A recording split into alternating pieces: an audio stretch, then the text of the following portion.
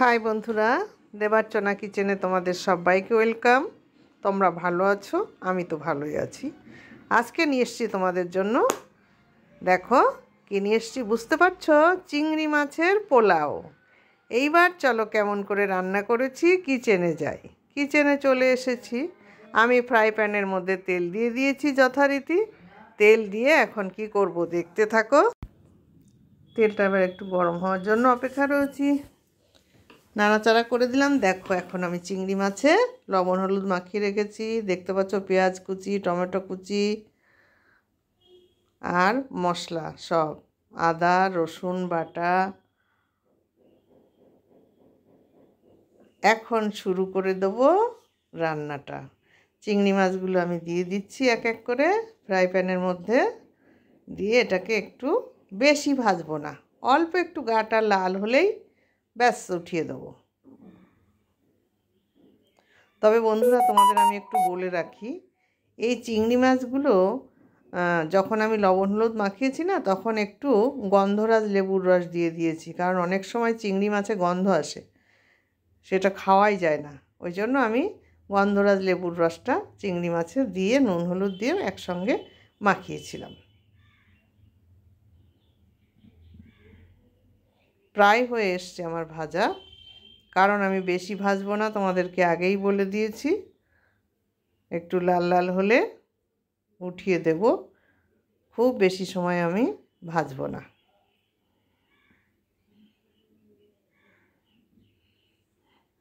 এবার উঠিয়ে দিলাম। ব্যাস, এর মধ্যে আমি দিয়ে দিলাম আর একটু সাদা তেল, দিয়ে দিলাম দুটো শুকনো লঙ্কা, ফোড়নে দিচ্ছি একটু জিরে,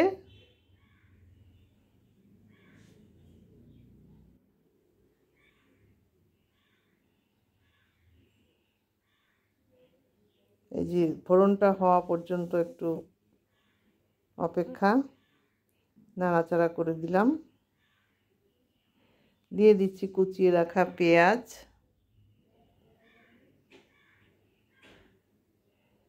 যাতে তাড়াতাড়ি ভাজা হয় তার জন্য একটু লবণ দিয়ে দিচ্ছি অল্প পরিমাণে, অল্প।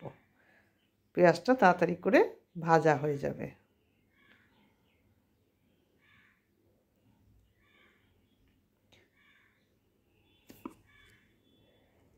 এবার দিয়ে দিলাম রসুন বাটা, দিয়ে দিলাম আদা বাটা,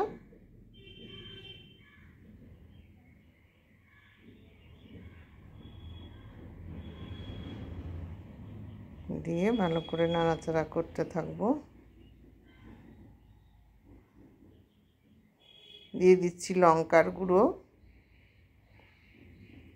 দিয়ে আবার নাড়াচাড়া করব। এবার এর মধ্যে কেটে রাখা টমেটোগুলো দিয়ে দিলাম, আর দিচ্ছি কাজু আর কিশমিশ। কাজুগুলো আমি একটু থেতো করে দিয়েছি,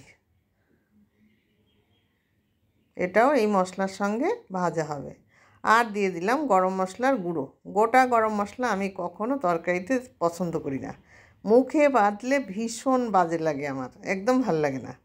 ওই জন্য আমি গরম মশলা গুঁড়ো করে রেখে দিই। দেখো এখন দেবো আমি কাশ্মীরি লঙ্কার গুঁড়ো, রঙটা ভালো হওয়ার জন্য। তেল কিন্তু ছেড়ে এসছে, তাহলে বুঝতে পারছো মশলাও কষানো হয়ে গেছে।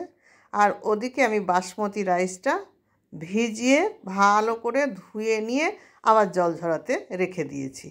এখন আমি দিয়ে দিলাম সেই জল ঝরানো বাসমতি রাইস, দিয়ে এটা আমি মশলার সঙ্গে একটু কষিয়ে নেব। তোমরা যদি মনে করো বাসমতি রাইসটা আগে ভেজে উঠিয়ে রাখবে, সেটাও খুব ভালো হয়, কিন্তু আমি আগে ভেজে উঠিয়ে রাখলাম না, একসঙ্গে দিয়ে দিলাম, দিয়ে একটু ভাজা ভাজা করে নিচ্ছি, নিয়ে একই সাথে রান্না করব, কিন্তু তাতেও খুব টেস্ট হবে। দুরকমভাবেই করা যায়, আমি এটা এইভাবে করছি। আর এর মধ্যে এখন দিয়ে দেব আমি একটু টক দই, দিয়ে এর সাথে নাড়াচাড়া করব।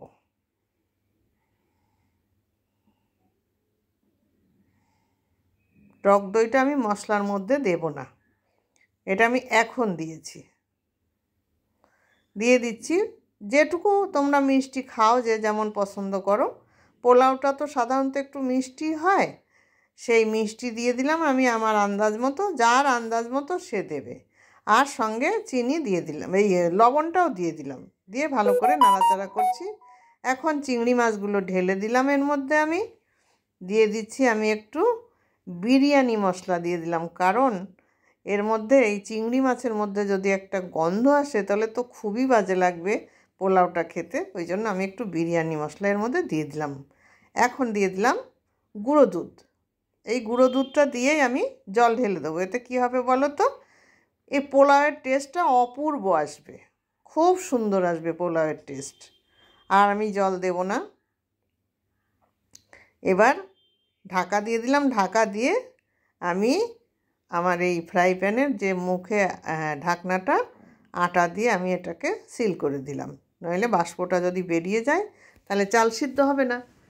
ওই জন্য এটাকে আমি আটকে দিলাম।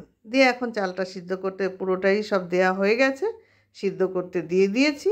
বাকি আছে সিক্রেট আর একটা দুটো জিনিস পরে দেব, দেখতে থাকো, অপেক্ষায় থাকো। তোমরা কেউ কোথাও যেও না, রান্নাটা কিন্তু খুব টেস্টি রান্না হয়।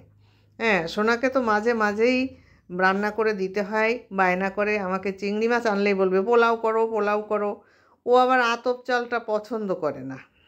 এই জন্য ওর জন্য আমার বাসমতি রাইস যেটা আমরা খাই ওইটা দিয়ে আমি পোলাওটা করছি, কারণ ও আতপ চাল সহ্যও করতে পারে না, বলে আমার অ্যাসিডিটি হয়ে যায়। তাই ওর জন্য যখন আমার রান্না করা, সবাই মিলে একই সঙ্গে এই দেরাদুন রাইস দিয়েই আমরা খাবো, সেই জন্য আমি ওইটা দিয়েই করছি, আমরা যে বাসমতি রাইসটা খাই আর কি। সিদ্ধ হতে তো একটু টাইম লাগবেই, যেহেতু এটা আতপ চাল না, সিদ্ধ চাল, আমাকে একটু টাইম দিতেই হবে। হ্যাঁ বন্ধুরা, তোমরা আমার সঙ্গে আছো তো অবশ্যই। যারা এখনও সাবস্ক্রাইব করনি তারা সাবস্ক্রাইব করে বেল আইকনটা বাজিয়ে দিও, আমার সমস্ত নোটিফিকেশানগুলো আগে আগে তোমাদের কাছে চলে যাবে। একটু নাড়াচাড়া করে দিলাম, দিয়ে আবার ঢেকে দেবো, কারণ তলায় যদি লেগে যায় তার জন্য একটু আমাকে নাড়াচাড়া করে দিতে হবে। আমি আবার আরেকটু নাড়িয়ে দেব। জলটা যত শুকিয়ে আসবে তত তলায় লেগে যাওয়ার একটা ভয় অবশ্যই থাকে, সেই জন্য আমি একটু নাড়াচাড়া করে দিচ্ছি। এইবার যাতে তলায় না লাগে তার জন্য আমি দিয়ে দিচ্ছি ঘি, এবং টেস্টটাও হয়ে যাবে। ঘিটা দিয়ে আমি এখন দিয়ে দিলাম, ভয়টা আমার চলে যাবে, ওই জন্য আমি ঘিটা এখন দিয়ে দিলাম, কারণ জল যত শুকাবে তত লেগে যাওয়ার ভয় থাকবে। আমি ঘিটা দিয়ে দিলাম,